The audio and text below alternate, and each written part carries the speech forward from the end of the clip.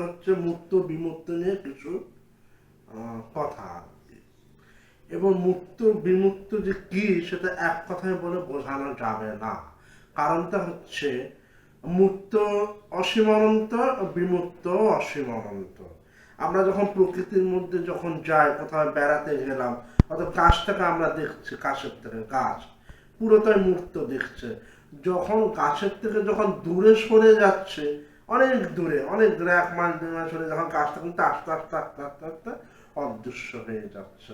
এটাই হচ্ছে বিমূর্ত। বিমূর্ত কথা হচ্ছে সিম্পলিফিকেশন, অল্প কথায় বুঝিয়ে দেওয়া, তাই না? যেমন পাবলিক পিকাসো একটা কথা বলেছিল, বিমূর্ত বলে তো কিছু হয় না।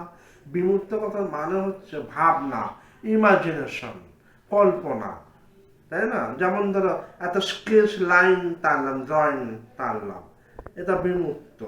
হ্যাঁ, যখন ফাইনাল পেন্টিং যখন আমি ক্যানভাসে প্রকাশ করলাম, তখন এটা বিমূর্ত হলো না, তখন তো মুক্ত হয়ে গেল। হ্যাঁ, এবার আরেকটা মজার কথা, স্কাল্পচার কিন্তু বেশি মুক্ত পেন্টিংয়ের থেকে।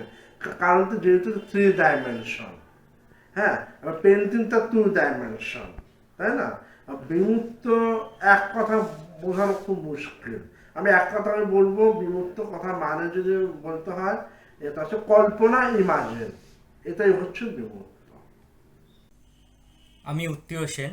আমার দুটি ইউটিউব চ্যানেল আছে, বাংলার বইঘর ও ক্রাফটি মেক।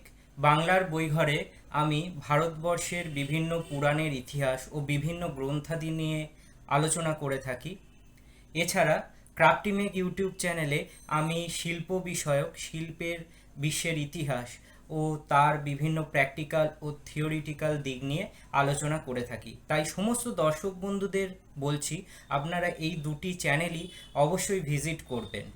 এছাড়া আমি আর্ট ক্লাস করিয়ে থাকি। আমি ওতপ্রোতভাবে চিত্রশিল্পের সাথে যুক্ত, তো সেই জন্য আমি সমগ্র ভারতবর্ষ জুড়ে আর্ট ক্লাস করিয়ে থাকি। সেই সুযোগটা আছে অনলাইন। যারা কলকাতা বা কলকাতার নিকটবর্তী অঞ্চলে থাকেন তারা অবশ্যই আমার সাথে যোগাযোগ করতে পারেন।